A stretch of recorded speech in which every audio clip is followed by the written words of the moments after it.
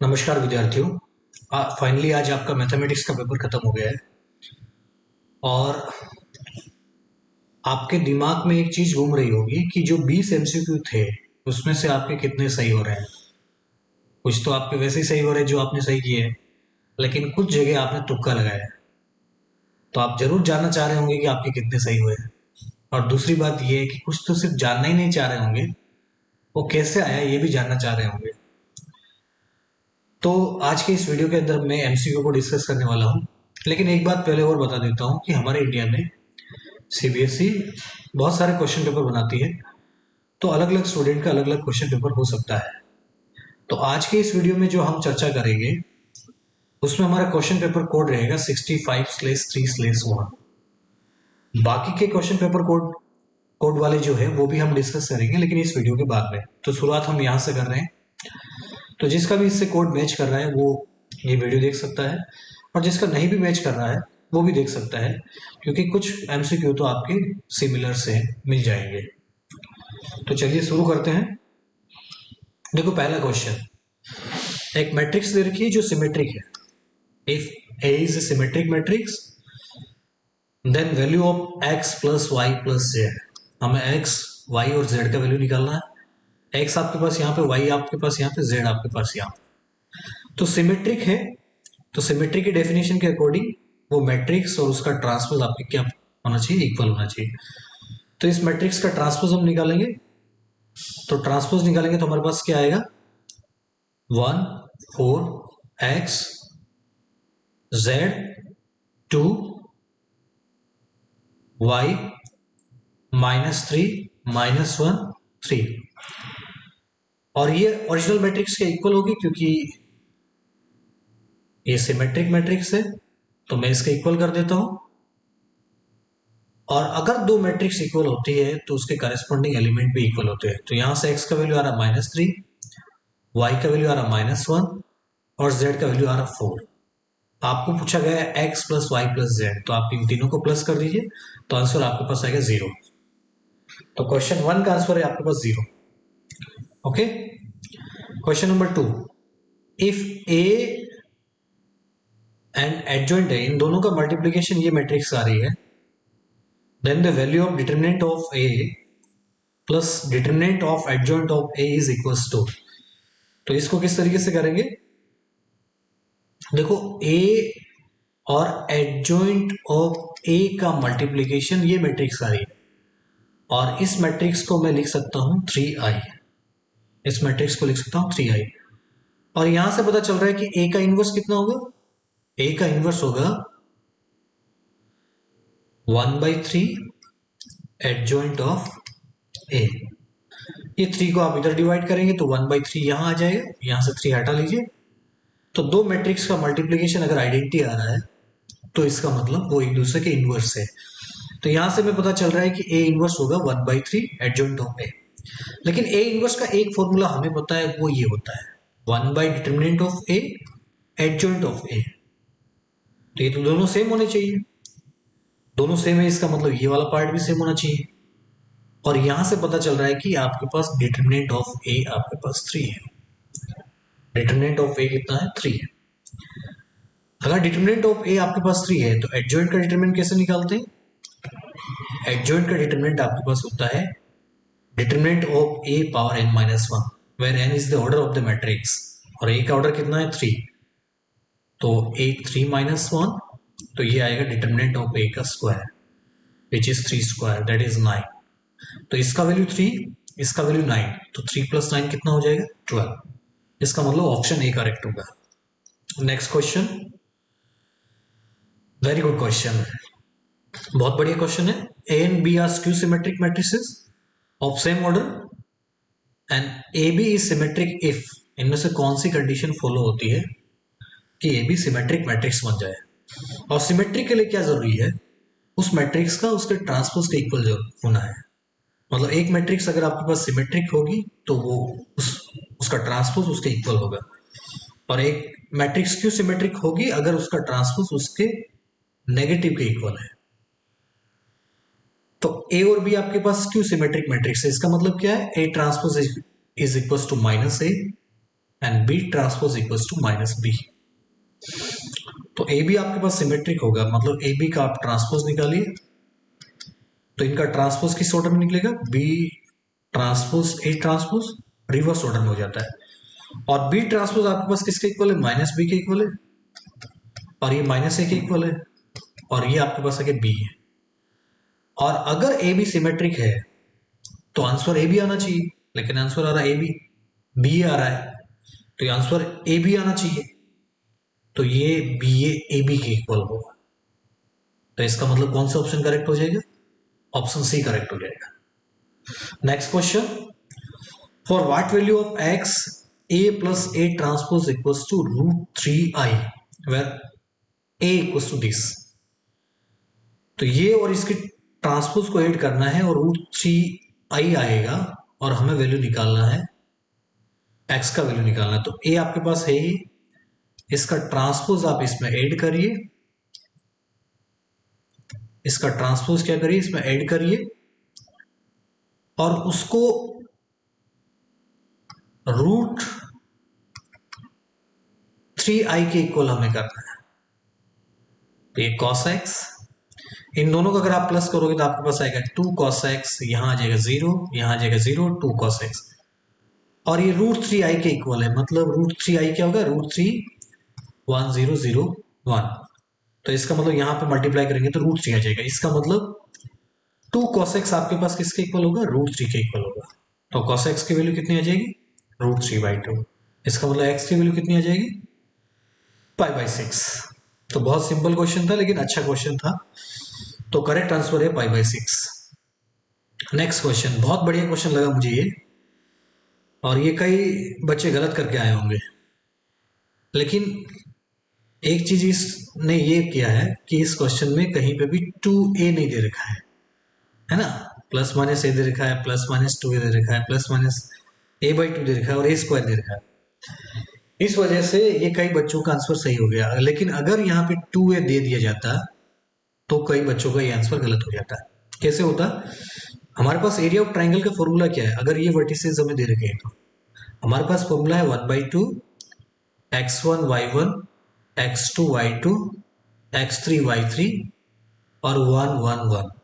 ये area of triangle है, लेकिन कई बार ये नेगेटिव आ जाता है, तो इसलिए हम इसको पॉजिटिव करने के लिए मॉडुलस का यूज करते हैं। ये एक्चुअल में ये एरिया, तो हमें वैल्यू निकालनी है इस डिटरमिनेंट की।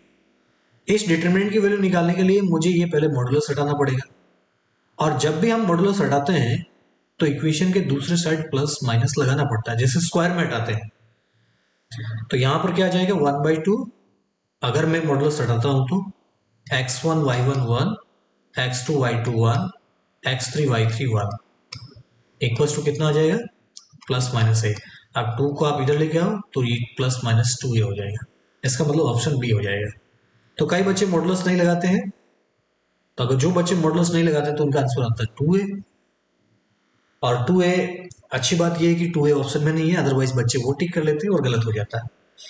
तो फिलहाल इस क्वेश्चन का करेक्ट आंसर है बी, और मुझे लगता है ज्यादातर बच्चों ने ये सही किया होगा।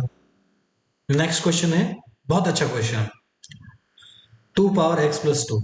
इसको कई तरीके से कर सकते हैं, लेकिन सबसे आसान क्या रहेगा, आप डायरेक्ट फॉर्मूला लगा दीजिए a पावर x। तो a पावर x का इंटीग्रेशन क्या होता है, a power x log a n + c। तो यहां पर a की जगह 2 है, x की जगह x + 2। x किससे रिप्लेस हो रहा है, x + 2 से। तो इसका आप इंटीग्रेशन करने जाएंगे तो a मतलब 2, x की जगह है x + 2, और log a तो log 2 + c। बहुत डायरेक्ट क्वेश्चन था, तो यहां पर करेक्ट आंसर हो जाएगा आपको सी। अदरवाइज आप इसको इस तरीके से कर सकते हैं, 2x 2 पावर 2, 2 पावर 2 को बाहर निकालिए 4, और 2 पावर x का इंटीग्रेशन आप कर दीजिए, तो 2 पावर x का हो जाएगा 2 पावर x log 2 c। लेकिन ये ऑप्शन में नहीं मिलता, ये ऑप्शन में नहीं मिलता, तो आप क्या करते, इसको 2 पावर 2 लिख देते, और फिर बेस सेम होके पावर ऐड हो जाता है, तो आंसर आपका सी ही आता है। तो आप इस तरीके से कर सकते हैं, अदरवाइज आप डायरेक्ट फॉर्मूला यूज कर सकते हैं। तो इसमें भी करेक्ट ऑप्शन आपका सी है। तो देखते हैं, पीछे वाले में ऑप्शन बी था, सी था, ए था और डी था। तो इसका मतलब अगर किसी बच्चे ने सिर्फ सी सी या फिर बी बी जैसे तुक्का लगाए तो काम बनने वाला नहीं है। यहाँ पर अलग अलग आंसर आ रहे हैं। ओके, नेक्स्ट क्वेश्चन बहुत आसान क्वेश्चन है, लेकिन कई बार बच्चों को डिफिकल्ट लग सकता है। लेकिन एक तरीका बच्चों को यह भी सिखाया जाता है कि जब इंटीग्रेशन आपको एमसीक्यू में पूछा जाए तो आप ऑप्शन का डेरिवेटिव निकाल के भी चेक कर सकते हैं, लेकिन इसमें उस तरीके से चेक करना पॉसिबल नहीं होगा। तो ये इंटीग्रेशन फिर किस तरीके से होगा, पहले आप इसको सॉल्व कर लेंगे।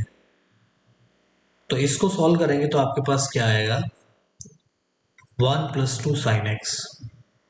तो मैं cos 2x को रिप्लेस करना चाहता हूं 2 की जगह 2 cos 2x को रिप्लेस करूंगा 1 - 2 sin² x -1 divide by 1 + 2 sin x है।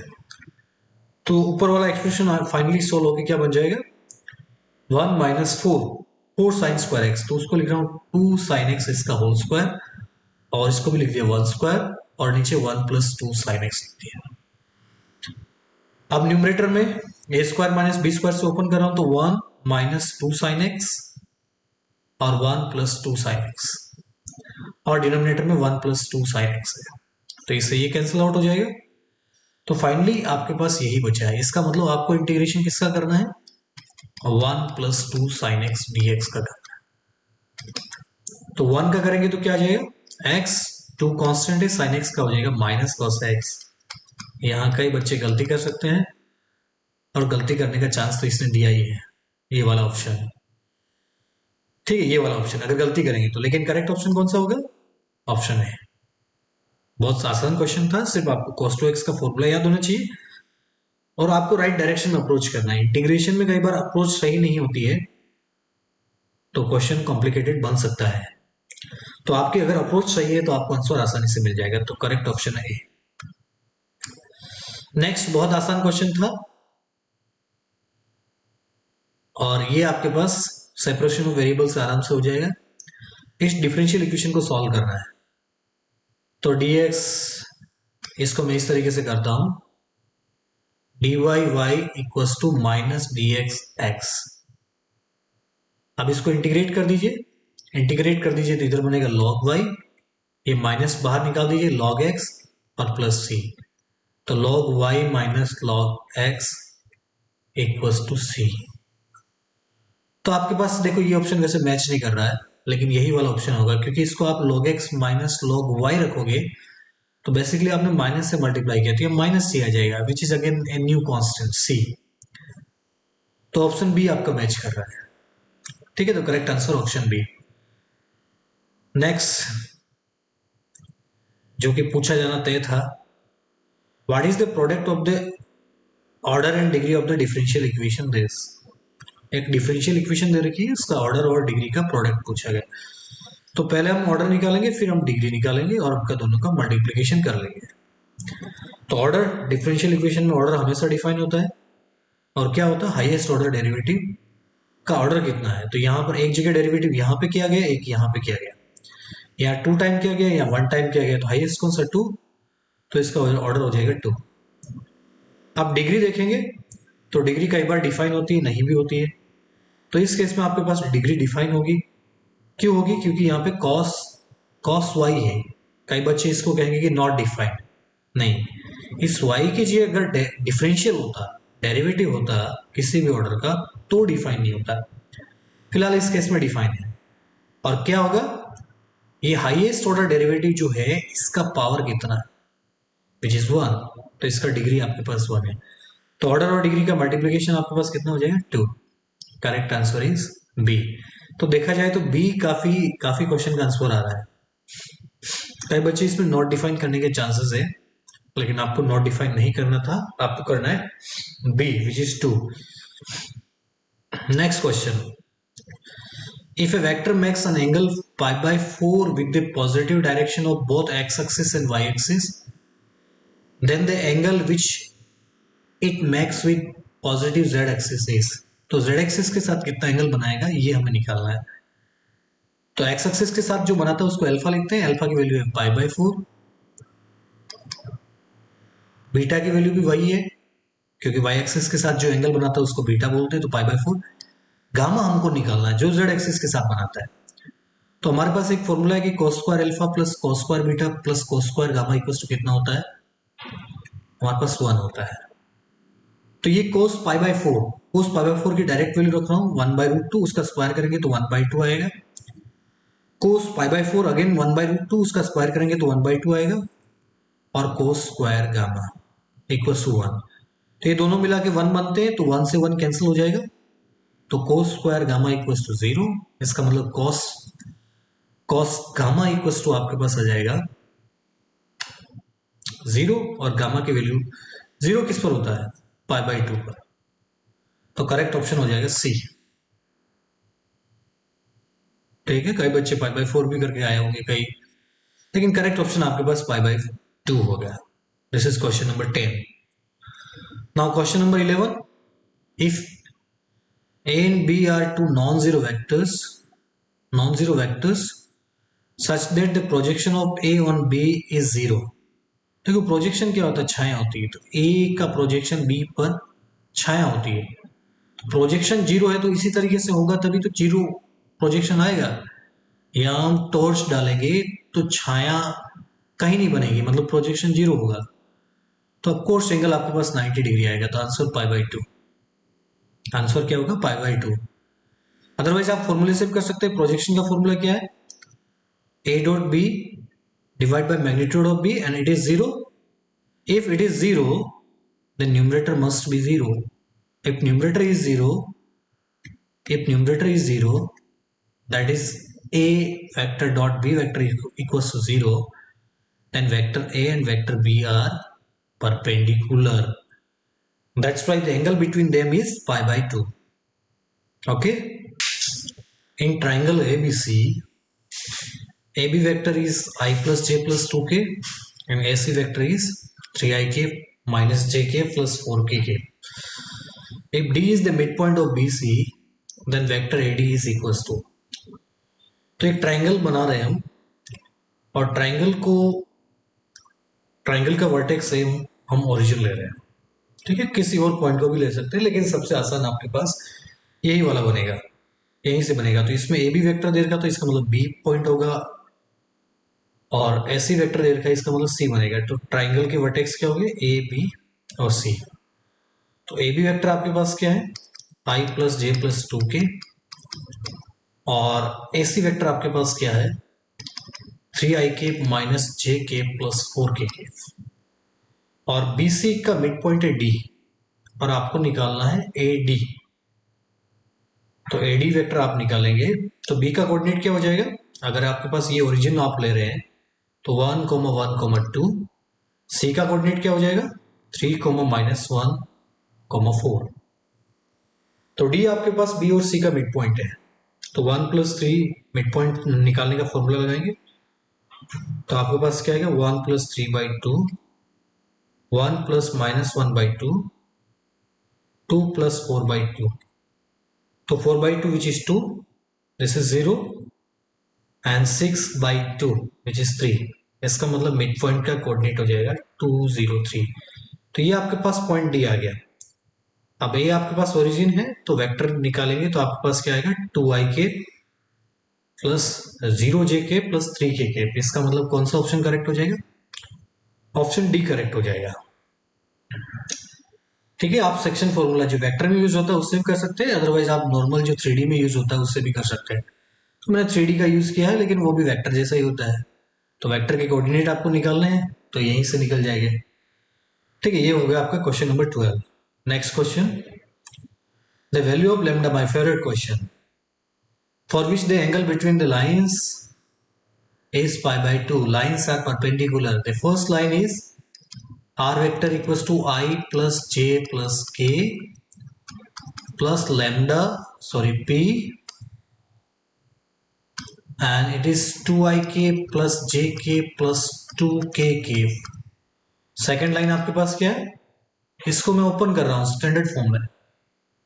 तो this is i cave, this is j cave and k cave, and q के साथ क्या क्या आएगा, मल्टीप्लाई होगा तो qi। तो q हमने कॉमन ले लिया, तो i केव यहां पर आएगा लैम्डा क्यू जे, क्यू हमने कॉमन ले लिया तो लैम्डा जे के, और क्यू कॉमन ले लिया तो के बचेगा।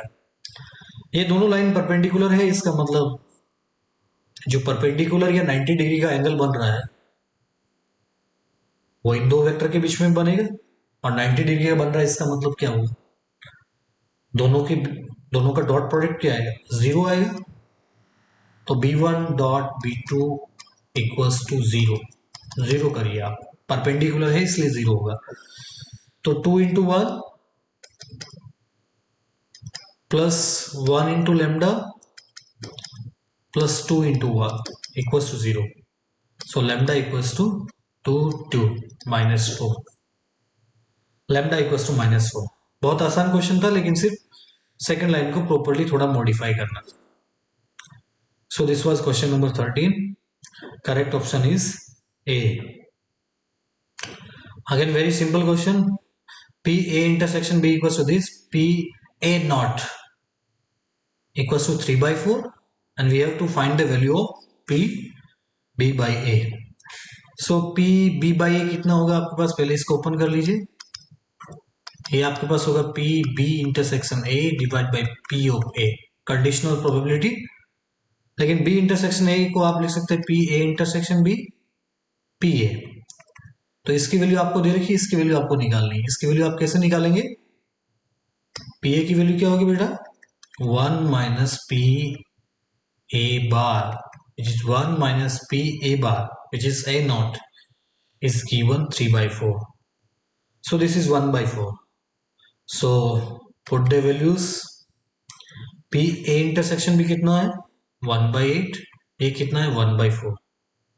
So this is 4 by 8 and answer is 1 by 2. So correct option is 1 by 2. Very easy question. सारे बच्चे इसको कर सकते हैं। Next question. The value of k for which function is differentiable at x equals to 0. Differentiable, ध्यान रखना continuous नहीं है। ये क्या है differentiable? अगर continuous होता, मैं शॉर्ट ट्रिक क्या बताता हूं, अगर आपके पास continuous है तो ये वैल्यू इसमें पुट करो, ये इसमें पुट करो, दोनों इक्वल करो। अगर कंटिन्यूस होता तो हम क्या करते, 0 स्क्वायर इक्वल्स टू के इंटू 0। तो ये तो सारे के लिए ट्रू होता है, इसका मतलब this function is differentiable for every value of के। लेकिन यहाँ पे डिफरेंशिएबल है तो इसका मतलब आपको इसको डेरिवेटिव करना पड़ेगा। तो डेरिवेटिव करना पड़ेगा तो ये क्या आ गया 2x, ये क्या आ गया k। अब डिफरेंशिएबल अगर 0 पर है तो ये दोनों आपके पास इक्वल होना पड़ेगा। किस पॉइंट पे इक्वल होना पड़ेगा, x इक्वल टू 0 पर। तो 0 इसमें पुट करो 2 इंटू 0, और इसमें भी x इक्वल टू 0 पुट करो, तो यहाँ कहीं x सही नहीं है तो k इक्वल टू कितना आ गया 0।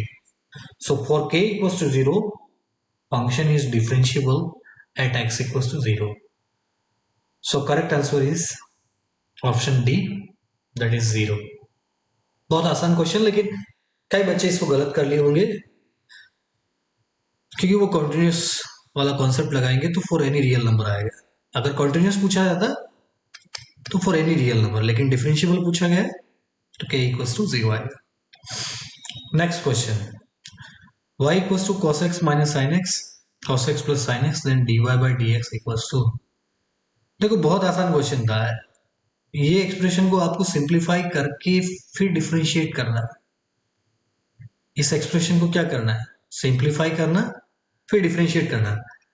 लेकिन ऐसा एक्सप्रेशन आपने कहीं सिंप्लीफाई किया है, बिल्कुल किया है। चैप्टर 2 में ऐसे एक्सप्रेशन आप सिंप्लीफाई करते हो। कैसे करते हो, इसको cos x से डिवाइड करो, न्यूमरेटर को भी और डिनोमिनेटर को भी। तो यहां मैंने cos x से डिवाइड किया और यहां पर भी मैंने cos x से डिवाइड किया। तो cos x divide by cos x हो जाएगा 1 minus sin x by cos x बन जाएगा 10x, और इसी तरीके से ये बन जाएगा 1 प्लस 10x। अब इसको थोड़ा और मॉडिफाई करिए, 1 को लिखिए 10 पाई बाई 4, इसको लिखिए माइनस 10x, इसको लिखिए 1 और यहाँ पे 10 पाई बाई 4 लिख दीजिए 10x। अगर आप ध्यान से देखेंगे तो ये क्या बन रहा है, 10a माइनस बी, a की जगह पाई बाई 4, b की जगह x। तो actually this expression is equals to 10 pi by 4 minus x। अब इसको डिफरेंशिएट करना, तो 10 का डिफरेंशिएशन क्या होता है, sec square pi by 4 minus x, लेकिन इसका और करना पड़ेगा इंटू पाई बाय 4 का आएगा 0 माइनस एक्स का 1, सो माइनस 4 आ जाएगा, तो minus sec square pi by 4 minus x, this is the correct answer, option है। कई बच्चे ठीक से सॉल्व भी किए होंगे लेकिन ऑप्शन बी लगा दिए होंगे, माइनस का ध्यान रहा नहीं होगा। तो ये सब चीजें आपको आराम से करनी ताकि ऑप्शन आपका सही जाए। कई बार क्या होता है कि स्टूडेंट जिस तरीके से गलत कर सकता है वो ऑप्शन भी क्वेश्चन के अंदर मेंशन होता है। अगर स्टूडेंट गलत करेगा और जो स्टूडेंट का आंसर आ रहा है वो उसको ऑप्शन में दिखेगा तो तुरंत टिक करेगा, तो ये गलती हमें नहीं करनी है, हमें आराम से करना है लेकिन करेक्ट करना है। So this was question number 16। Now question number 17। तो क्वेश्चन नंबर 17, पता नहीं पेपर किसने बनाया, पेपर बहुत अच्छा बनाया, लेकिन एक क्वेश्चन मुझे नहीं लगता कि वो एमसीक्यू में होना चाहिए, लेकिन एमसीक्यू में है। तो इसको मैंने सॉल्व कर रखा, बहुत आसान क्वेश्चन है लेकिन लेंथी क्वेश्चन है।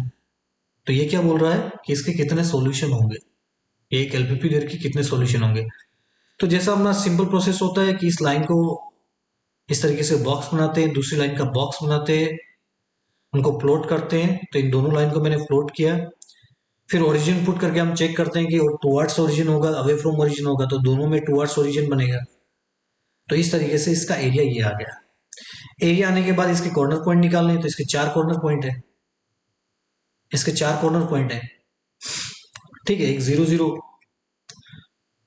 और एक 4 0 और एक 0 5। ये पॉइंट कैसे निकालेंगे, दोनों इक्वेशन को सॉल्व करके निकालेंगे, तो मैंने निकाल रखा है ऑलरेडी।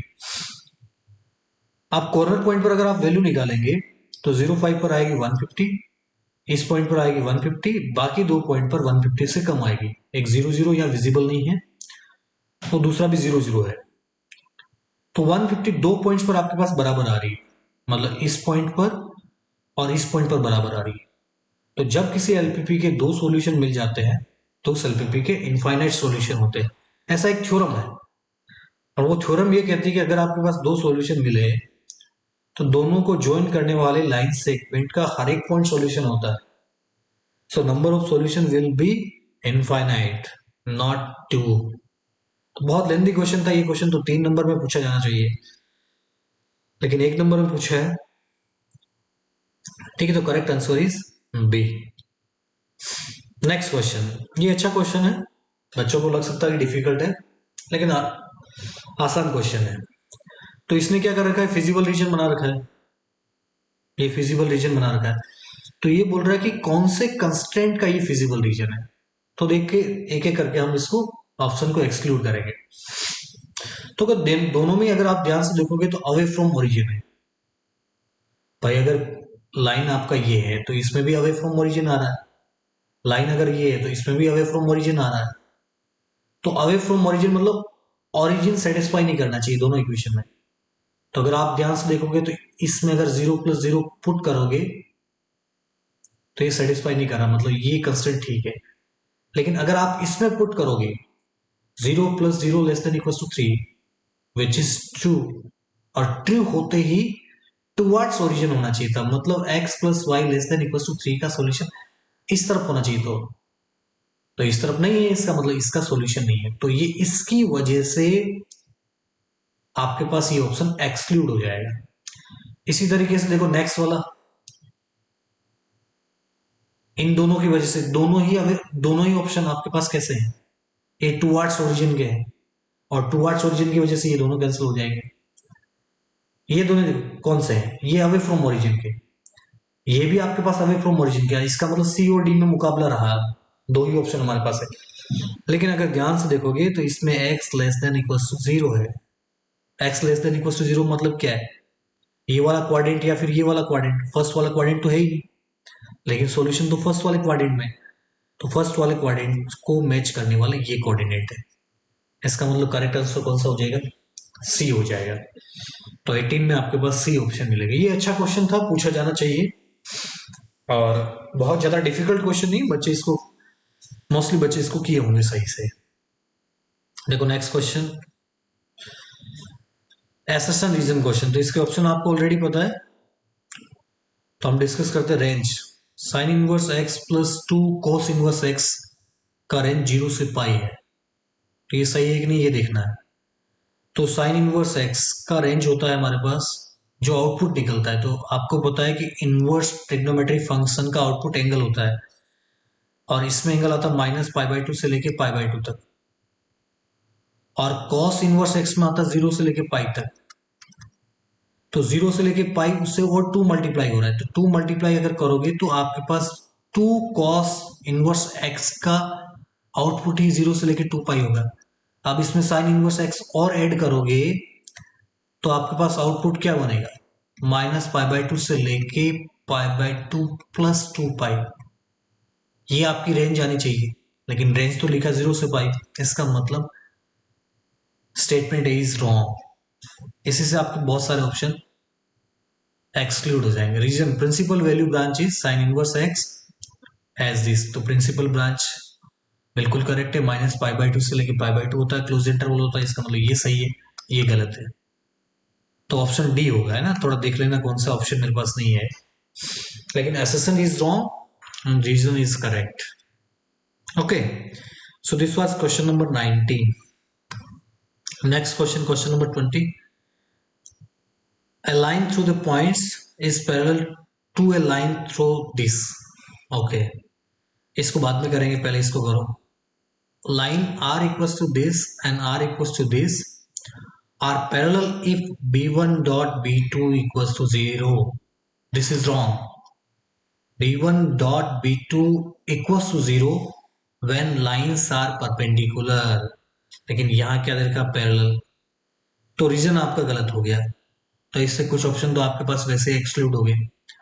अब देखिए ये पैरेलल लाइन है कि नहीं है। पैरेलल लाइन के लिए मैं क्या निकाल रहा हूँ, इसका डी आर निकाल रहा हूँ, डायरेक्शन रेशियो निकाल रहा हूँ, और डायरेक्शन रेशियो निकालेंगे तो 4 - 2 क्या हुआ, 2 हुआ। 7 - 3 कितना हुआ, 4 हुआ। 8 - 4 कितना हुआ, 4 हुआ। पहली लाइन का डायरेक्शन रेशियो ये आ रहा है। दूसरी लाइन का डायरेक्शन रेशियो निकालिए, वो आपके पास आएगा -1 - 1 विच इज -2। -2 में से -2 और गया तो -4, 1 में से 5 गया तो -4। तो अगर आपको ध्यान से देखोगे तो इन डायरेक्शन रेशियो का जो रेशियो है वो रेशियो आपके पास क्या आ रहा है, सेम आ रहा है, और सेम आ रहा है, इसका मतलब लाइन क्या होगी, पैरेलल होगी। तो स्टेटमेंट ये तो आपका करेक्ट हो गया, लेकिन ये आपका रॉन्ग हो जाएगा। तो इसका मतलब आपका ऑप्शन सी करेक्ट हो जाएगा इसमें। तो ये आपके पास एमसीक्यू थे। बाकी के एमसीक्यू और जो क्वेश्चन भी हम डिस्कस करेंगे अगले वीडियो में। तब तक के लिए नमस्कार, जय हिंद।